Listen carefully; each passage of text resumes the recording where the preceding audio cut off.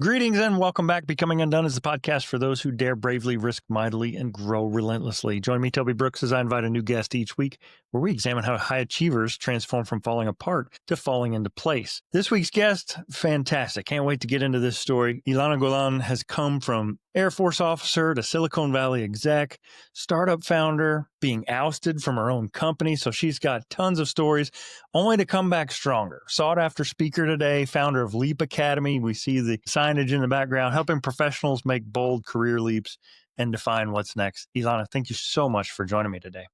Oh, thank you, Toby. It's great to be here and Yeah. becoming undone. Let's go. Yeah. So looking forward to getting into the details of your story. You've had one of the most non-linear careers imaginable. Yes. Air Force officer, engineer, tech exec, entrepreneur, investor, speaker.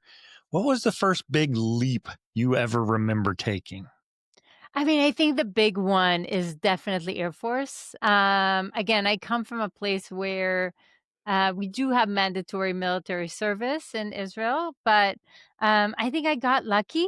I guess there's a little combination here of luck and creating your own luck, but I got lucky and I did get probably one of the best roles you can have, which is training F-16 pilots on, the F-16 flight simulator, and which was the most advanced Right. simulator. And I got to be the first woman to become a commander in the squad. So I got to see kind of how we break some ceilings, which is a really big deal. And it gives you a lot of confidence, Mm-hmm. but also a lot of teaching moments, Toby, if you want. Right. Yeah, for sure. Well, I've had several guests who were athletes, but also military and entrepreneurs, executives, and you kind of check a lot of those boxes. When you look back, and you kind of alluded to this just now, were there early experiences in the Air Force or even engineering that planted the seeds for resilience later on in your journey? Oh, so many, so many, so many. I think when you break barriers, it's such a beautiful question, Toby. When you break barriers, I think by definition, you're always out of your comfort zone, and you're gonna get knocked down again and again and again. And I think then you by definition have to create a lot of grit, a lot of tenacity, a lot of resilience. And again, like I found myself sometimes, in the Air Force suddenly making decisions that are essentially life and death decisions, whether somebody can land or not. And Yeah. and I remember, catching my breath and saying, wait, I'm only 18 or 19 probably at that point in time. Like I can't make that decision. Yeah. And, but then you're looking around and I'm like, yeah, I know why they called me. I'm the person, training them on emergencies and all these things. Like I should be able to do this, but I don't feel ready, right? And I think that is almost like that definition of entrepreneurship. Like you're never Hmm. ready, Right. right? Or the definition of sports. You're never ready to be in that arena, right? But it's Yeah. like you kind of have to be. And you have to create that almost alter ego for yourself to step in and to say, okay, I'm gonna have to make this. And God, it was sometimes so scary too. Like Hmm. I can't even stress it. So Yeah, I think you hit the nail right on the head. There's so much about high achievement that involves there's a self-awareness piece, like understanding what I know now and maybe what I need to acquire along the way to be successful at this. There's an ability to face your fear, understanding that I'm going to step out in faith on this goal or this uh, thing. thing that I have in my future, Right. and I might have to acquire skills I don't yet have in order to reach that successful completion. Right. You've shared openly about the painful moment of being ousted from your own startup after raising close to $1 million. Yeah. And the theme of this show is that oftentimes it's the setback, it's the adversity, it's when we find ourselves in the rubble that we never would have chosen that actually lays the groundwork for our next level of success. Right. Can you take us into that day? I really like Yeah. to think about in that moment when you're dealing with the despair and all the emotions surrounding Right. that, how that Yeah. can set you up for the next thing, what you felt, how you processed it.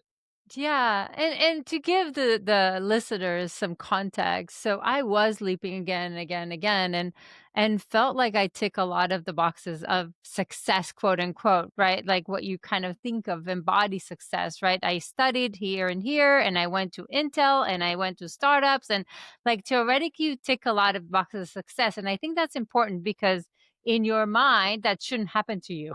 Mhm. Right? Right. Like, so that there's a little bit of like that piece, right? And after I leaped and again to from engineering to technical sales and architect and all the way to vice president. And at that point, you kind of also get a little bit of that, ego boost, like Uh-huh. I'm vice president, I can do a lot.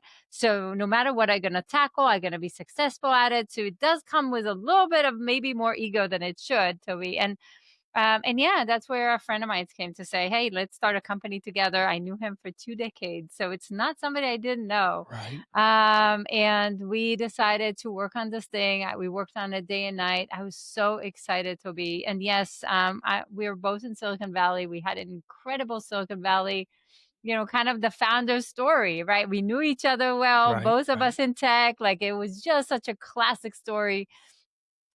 We raised 3 times more than we wanted to raise.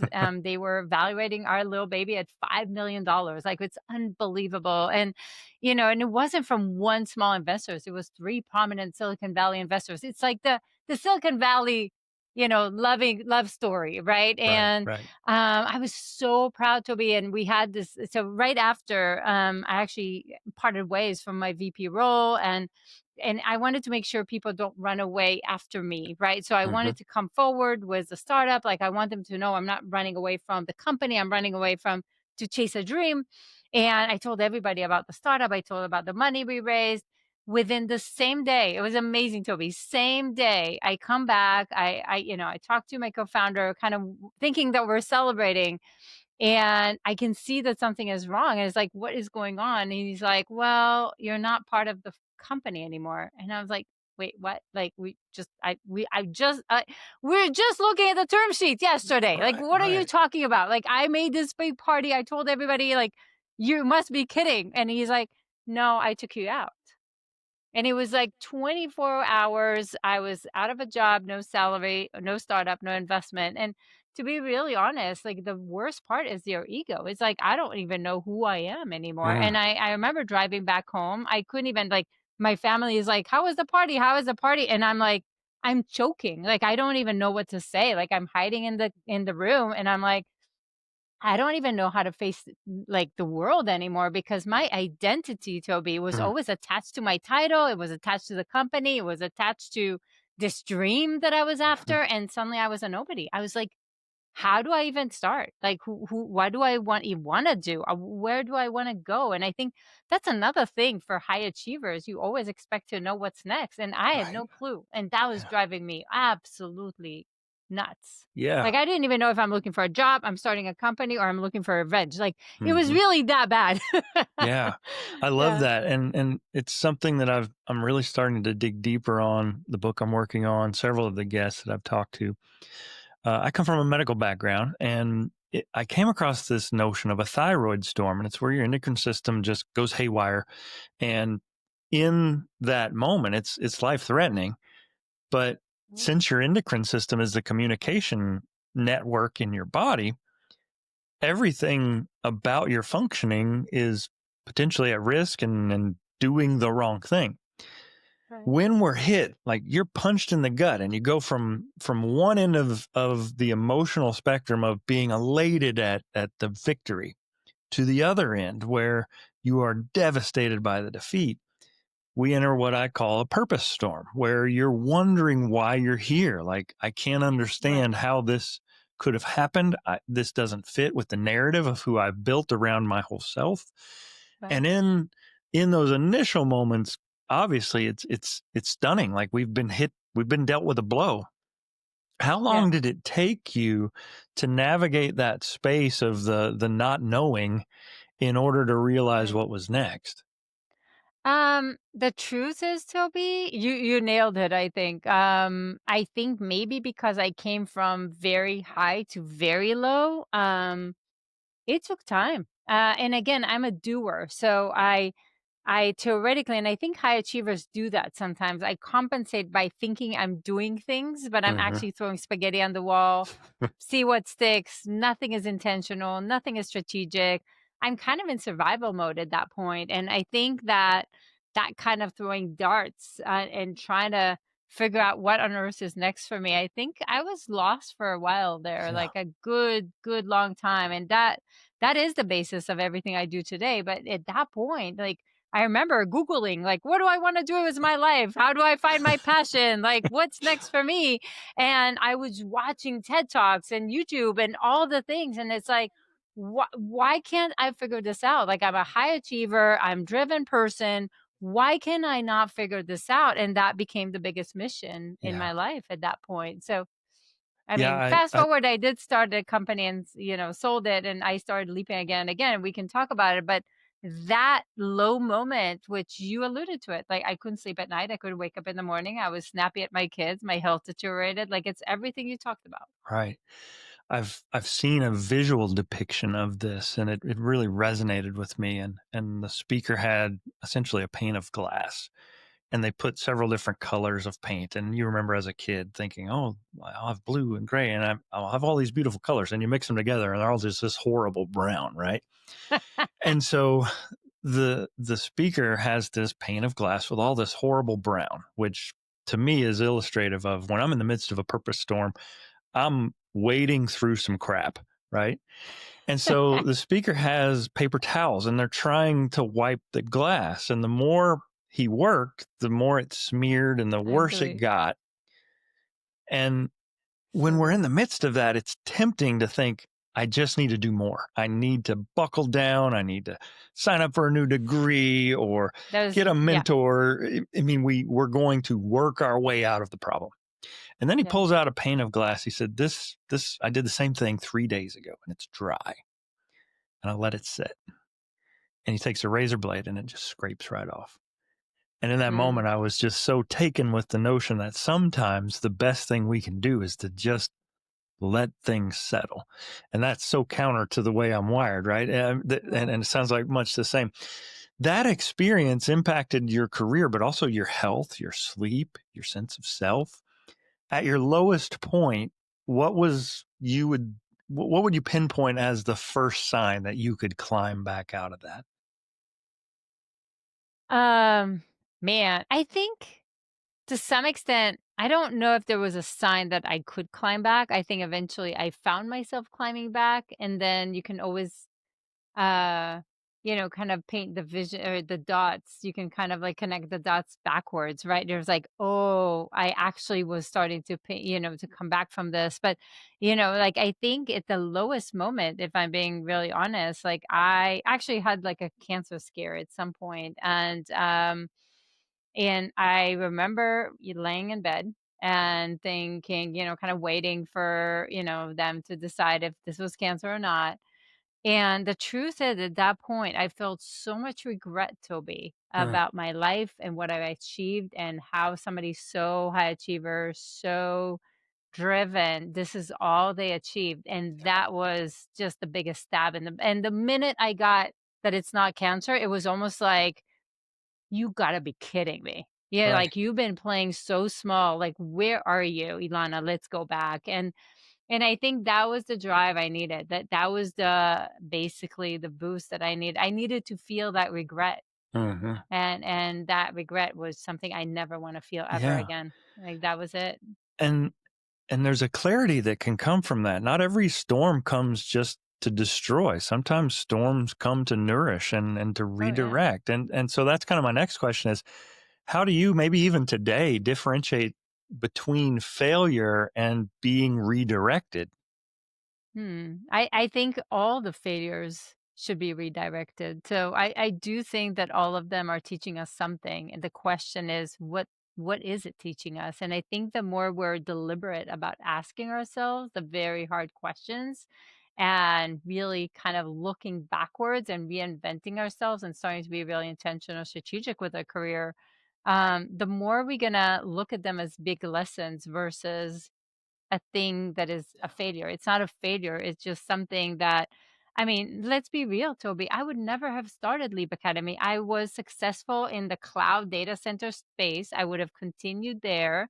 I would never have found this zone of genius. I would continue to being in my comfort zone, getting a nice paycheck and being a fraction of who I could be.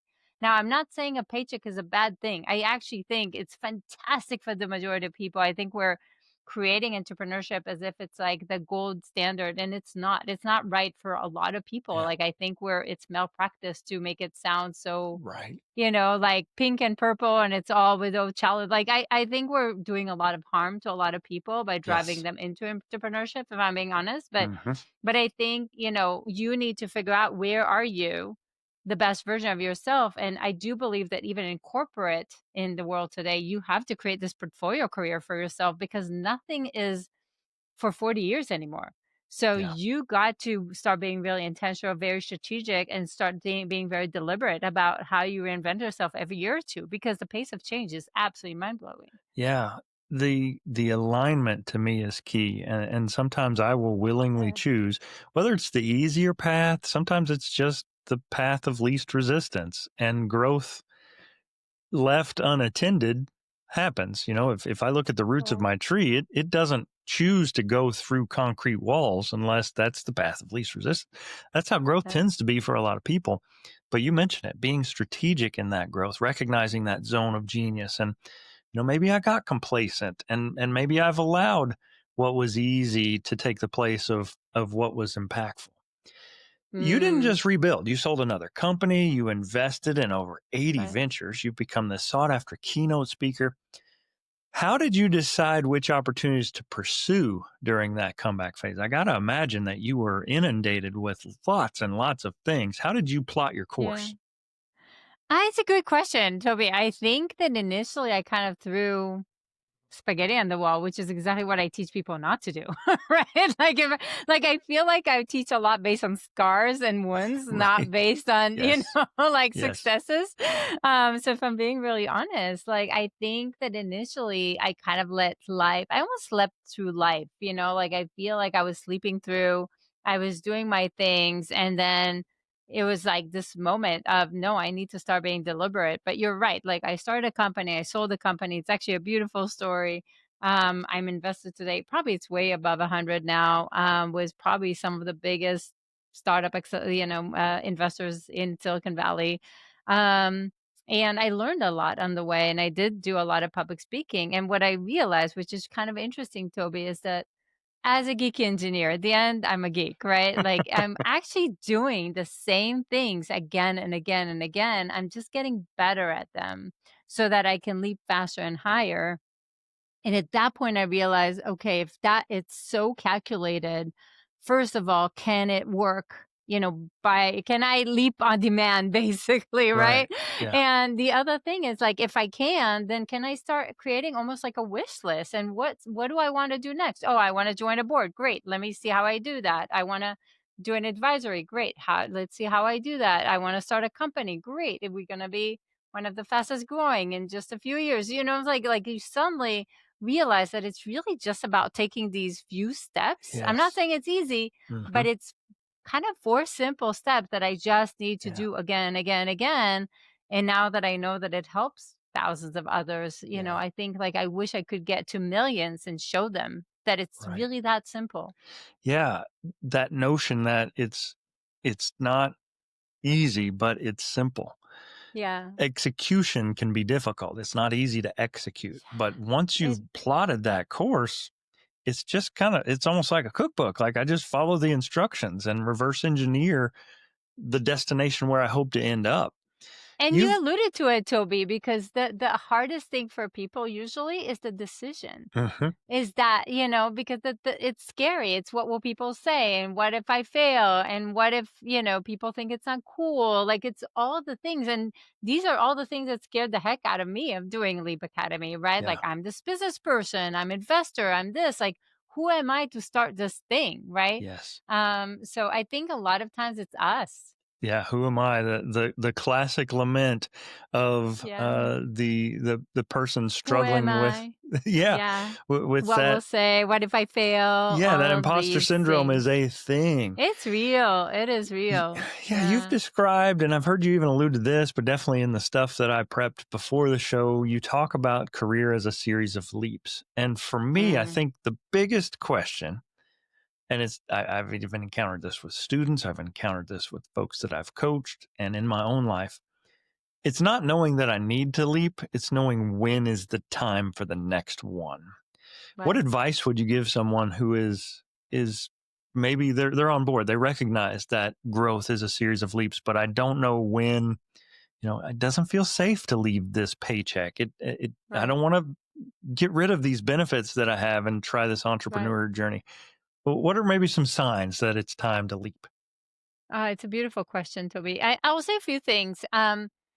The very first thing that I'm seeing in this world of this era of change, and it maybe my answer would have been different 5 years ago, but in this specific era of change, we're moving faster than we've ever seen before. And Hmm. even this one corporate career is not necessarily safe for you anymore. Right.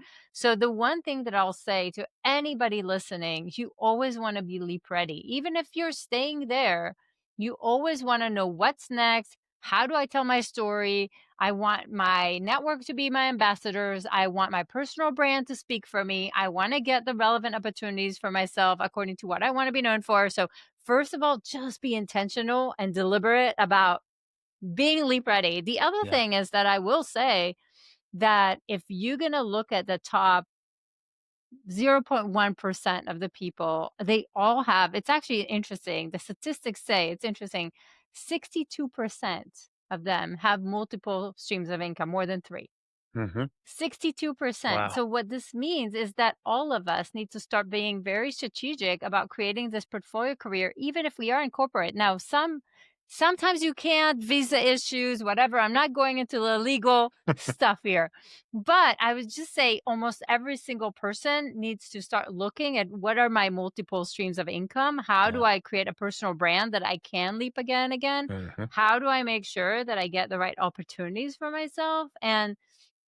And then it's really about, I don't think necessarily I don't believe that you wanna burn the boats if you're not ready for it. I think you wanna be very strategic about where it is that you wanna go. But again, maybe you just want the promotion. Maybe you just want a different industry. There's a ton of incredible opportunities that are really, really safe right now. Right. So I think it's more about like, what do you want? Is it even within the same corporate? You don't want Hmm. to be the person that always stays and does the same. Like, Right. you want to be leap ready to the next role, to the next function, to the next responsibility. You want to be the person that they're looking at to you move you to put you in the right seat at the table and to bring Right. you in and to so you want to, even within the same corporate role, like, you still want to create a bigger impression of yourself, more executive presence, more opportunities. Yeah. And unrelated, I would start looking at mentorship, advisory, Hmm. public speaking, investment, like whatever it is right for you. But I would start creating these things on the side that, they're incredible against ageism, they're your insurance policy. If something, God forbid, does happen, this is what's going to help you leap again. So, Yeah. I'm a huge believer now that I've seen, now that I almost lost everything in my life, Right. Toby. I'm a big believer that you need to do things very different. And again, when you're kind of looking, now that I have this podcast, Leap Academy with Ilana Golan, and I get to speak with the Richard Branson and the Gary V's and the president of Starbucks and whatever, they all have portfolio careers. Why Hmm. is nobody teaching this? Right. Yeah. Right? Like, so why Diversity. are we Yeah. why should I mean, everybody's talking about diversity in financial and investment. Why should we not do this in our career? So that's kind of why Leap Academy became, Yeah. it became a passion to teach others how to create these multiple streams Yeah. and how to leverage them to leap again. Right. I love that. And to me, I've worked in higher education most of my career. And if you find someone who is too upwardly focused, they're more worried about the next job than their current job. That can really be stigmatized. Like, Right. this person's not a team player, or they're not really all in on what they need That's to be true, all in by the on. way. Well, it is, but I also recognize that high achievers are always looking for what's the next step. And as a leader, I want to cultivate that in my team. I want Right. people that are being actively recruited by other places, because that means they have something of Right. value that is marketable. That's true. That is not something that I shy away from.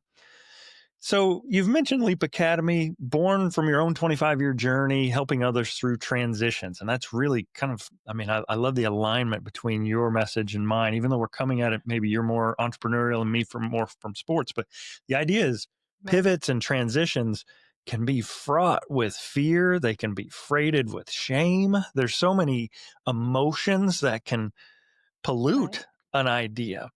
What patterns do you see in people who are stuck and really ready for a leap? Oh, it's a great question. And we do see it. I mean, I love that you see it in sport, right? Because again, I listen to your show. I mean, in sport, we see it a lot. We've had, people who been before in like Olympians, etc. Like, and suddenly they're in this like pivotal moment in their career. They kind of checked all the boxes of success to some extent, right?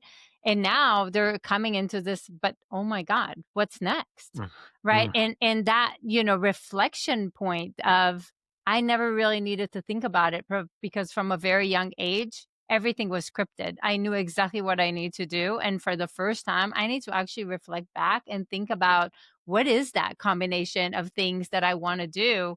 What is my passion? What is my zone of genius? What are people intrigued by me? Who even needs this? Like, who can I, how can I monetize this thing? mhm. And I think that is definitely a common thread between, what we're both seeing. And I think, what the common theme though, like you're asking me about a pattern, the one thing that I'll say is, um, both what you're doing and especially what we're doing in Leap Academy, it's not going to work for somebody who's not driven. I Absolutely. think if you're looking at what is the common path, they're all driven. They all want more for themselves. They all know that they're a fraction of who they can be. They all know that there's more that they can achieve in life, and they want to. Like Yeah. they don't want to feel that regret. They want to create something incredible. They know they can, and then it's like, but how? And how do I monetize it? And how do I become my full Yeah. potential? And I think that driven part, because again, I don't think that I can, if somebody's never been successful ever in their life and they reach the age of 60, I can't suddenly create magic. You know what I'm saying? Like, I need them to really want something out of life. I want them to eventually have that fire in them that once they find it, they're like, let's go. Yeah. Right. And Olympians sometimes, or sport figures, or, NFL, whatever, like sometimes they're like the biggest because they're so driven, because they're so wired since, childhood. Once they get that new focus, they're like all in. It's Right. incredible to watch. Yeah. So that's why I love working with that. So Yeah, yeah. it's navigating the what now to and I Yeah, talk about I go from being undone, feeling like I'm in pieces, to realizing I've right, got a purpose left to achieve and that I'm undone. right. That's And beautiful. I love what you said about how so many times folks who are in that what's next, and from your story, I gather this as well. But in my book, I talk about how there was a time in my life when sport was over. I wanted to play longer, and it wasn't an Exactly. option. It was I was pushed out of sport. It wasn't that I was jumping toward. I wasn't leaping into my life after Right, athletics. I was being forced out of it, and I had a right, what next moment. And I can remember sitting in that locker room and audibly saying to myself, "What next?" But right. what a lot of people don't recognize, I think, is that you aren't immune to that same emotion even when you succeed. There are times when you will reach that goal that you set that was so high, that so audacious goal, and you got there, and you're just as purposeless. Were Well, there I'll push back on you, Toby. I think it's even harder because Tell you've me been more. in that peak. Because you've been in that peak, it's incredibly hard to ask for help because Yeah. we're used to be the person that is people are coming to us for help. Mhm. Like, for me to ask for help, you're kidding me. Like, that's not where my ego goes. Like, Right. I can't ask people that I need a job or that I'm lost or that I don't know what I want to do next. Like, that is weakness that I can't show. Yeah. So Mm. I think to some extent, because you got to that peak, it's almost harder. Like Yeah. you feel so alone on this. And you're actually not alone. Like, I think the reason Leap Academy has succeeded is because suddenly people are meeting thousands of others in the same boat. They're Right. also high achievers. They're also motivated and they're also stuck. And Yeah. it's okay. Right. Yes. And it's also part of that hidden market. And people are bringing each other to opportunities. And it's beautiful to see. But guess what? Everybody has a hard time asking for help. Like Yeah. that is like the one comment, or they're all driven and they all have a hard time Yeah. asking for No. help. So well So what you said. said, I'm just like, oh my God, Toby, Yeah. yes. Yep. Yeah. Well, again, we're talking with Ilana Golan, the host of the Leap Academy podcast, noted entrepreneur and speaker and coach. How do you define success now compared to when you started? Ooh, that's so good. That's a great question, I think, because I think my definition of success changes. And I think we also need to understand that life is in phases, and different phases will bring different levels of success and different definitions of success, if you will. And I think this is something I didn't understand because I think I kind of thought that if I'm going to tick a lot of the boxes, yeah, Hmm. that it's all about boxes, right? And once I ticked a lot of these boxes, like I've been a VP, I've been a CEO, I've been in it, like, okay, the boxes are ticked. What now? Can I die peacefully? And the answer is no.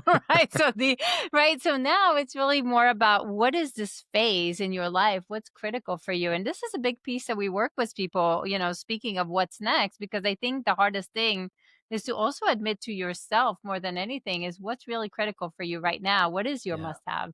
And sometimes it's financial, whether because we need the money or it gives us confidence, or we want the second home, or we want the first class. It doesn't matter why, but we need the financials. Sometimes Yeah. it's growth. We need to feel like, it's a responsibility, the reputation, the fame, like whatever it is, right? And sometimes it's impact. Like I just need to feel like I move the needle on the company or society, the world, or whatever, right? And sometimes it's balance because I want to do sports or I want to have kids or whatever. I want to have hobbies. It doesn't matter. But no career will give you all of them. You can have all of them, just not at the same time. So the Yeah. hardest thing is to choose the two that are absolutely must have for you and to be okay with compromising, at least for a little bit, on the other two. But Mm. the beautiful thing is because you're going to reinvent yourself every year or two, you're going to change. Your phase Yeah. will change.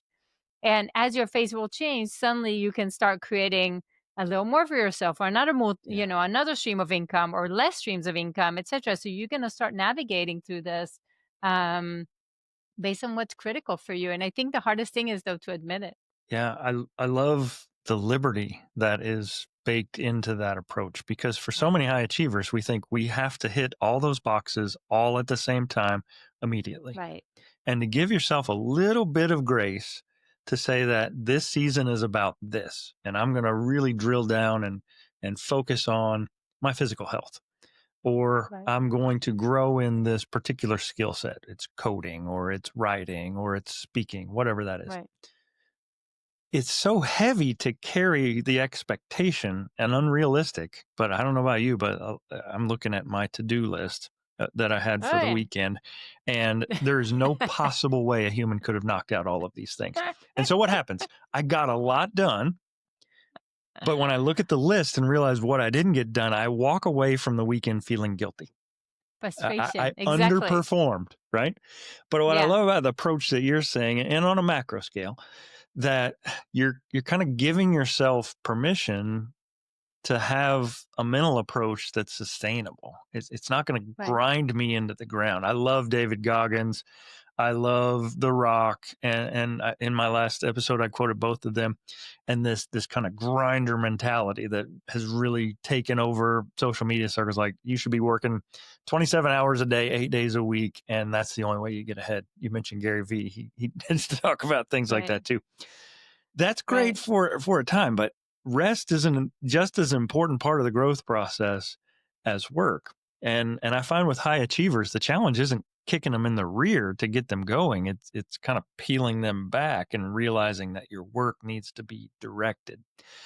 What have you Right. But I discovered will say about a your few Yeah, go things. ahead. Yeah. No, I love what you just said because I think it's so, so, so important because I think, first of all, it is about creating somewhat of a freedom of choice. Mhm. And that freedom of choice doesn't mean that I'll surf mojitos on the beach all day. Like I'm probably, Toby, one of the hardest workers you've ever seen, but I can work on my own term and I can Uh-huh. decide when I'm going on vacation and I can decide when I'm out and I can decide if I'm taking the weekend or I'm working on the weekend. Um, so first of all, it is on your term, but I think it's also, again, life is in phases, and Yeah. sometimes the hardest thing is to say, you know what, this phase, I don't want to fly. I want to be there for my kids, or I Yeah. want to be there for my family. And it's okay to say that. And I think Yeah. for us as high achievers, I think sometimes the guilt, is Hmm. the hardest thing. And I think if you can look at it as phases, there's something a lot more uh, in peace with yourself, that you can kind of be in peace with yourself and to say, you know what? It's just a phase. It's a year that I want to be closer to them, and then I can fly again. Yeah. But you define, and guess what? If the phase changes and suddenly you need to fly again, then you fly again, right? Right. But you get to decide. You are intentional. And the one thing that I'll say is that as high achievers, because we sometimes compensate, and I'm not saying entrepreneurship is different, Toby. So I Hmm. think it is a lot about throwing a lot of things, right? But I think a lot of times high achievers, we work really, really hard, but we don't necessarily work smart. Yeah.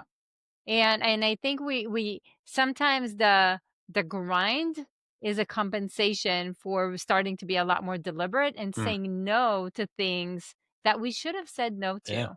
Right. And, and again, this is kind of where when you have your must haves and you have your zone of genius, this is where you start saying no to a lot of things. And you're saying, Right. you know what, this is not, if I want to 10x myself, this is Yeah. not where I should focus Yeah. One of my right mentors now. says, if it doesn't feed and fuel my purpose, it's a distraction. And that's a critical test for me to give something. Like it may be a great opportunity, but if it's not fueling and feeding my purpose, then it's distracting me. It's keeping me Yeah. from things that would. And I love to kind of weigh Yeah. things in light of that.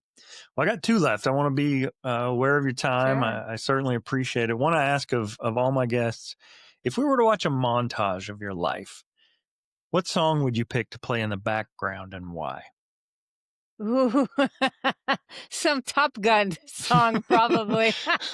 The- your aircraft aviation background is showing. Yeah. Probably, probably. And I think because it opened up possibilities that I probably didn't even realize, and it built me in a way that I don't think I knew back when I was Mm, 18, 19, yeah. 20, that it was building me to such an incredible way. Yeah. So definitely that would be a Yeah, love it. I put together a mixtape of all my guests and post that on Spotify. So Oh, nice. I'm Let's go. thinking Highway to the Danger Zone. That'll be the pick. Exactly. I'm a huge fan also of just Top Gun Anthem. When I put that on the headphones and head into the gym, I feel like I'm getting ready to do some work. You hear me, Yeah, exactly. right. Well, I usually ask this one like this. I usually say what for my guest name, Ilana Golan, is left undone. But I'm actually going to change the phraseology for the first time in the history of this show because Wow. of your platform and say, what's the next leap that Ilana Golan is Ooh. preparing to take? Oh, I love that, Toby. So first of all, I have a book that is upcoming. So we're writing the proposal now. I'm really proud that Gary Vee is blurbing the book, and we It's have awesome. incredible people like the president of Starbucks, the previous president of Starbucks Howard, and Tim Story, and other incredible individuals that are blurbing the book. So that's really exciting. So my aim is for a New York Times bestseller. Yeah. So fingers crossed. And again, I'm on a mission, to be really honest. I think we're right in front of a cliff where millions or tens of millions will need to reinvent Huh. themselves. And Uh-huh. my biggest worry is, how do I grow Leap Academy to impact the lives not of, I mean, right now we're in thousands a year, which is beautiful. And we're one of the fastest growing private companies in America. But for me, the biggest question is, how do I bring this to millions Yeah. and to tens of Love it. millions? And to me, that's what keeps me up at night. So Yeah.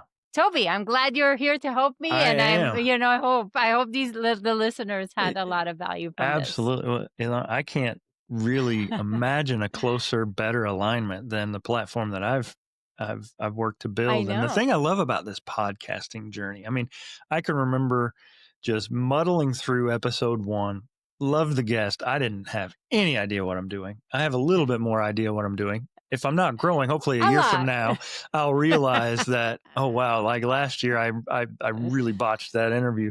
I mean, that's what growth is about, is recognizing how horrible we were back when, right? But the thing I love about it is it is cause for conversation with people that I never would have had a chance to connect with before. And there's an alignment with that. There's a tribe. There just the notion and the idea that you are looking to scale this to millions. And I hadn't really thought about it. I mean, I've pitched this as I'm helping people in transition, but as we're on the threshold of this AI age, and maybe not even on the threshold, like we're squarely in the doorway, you're right. Right, People are going to have to pivot. They cannot right, continue to do their role the way they did before.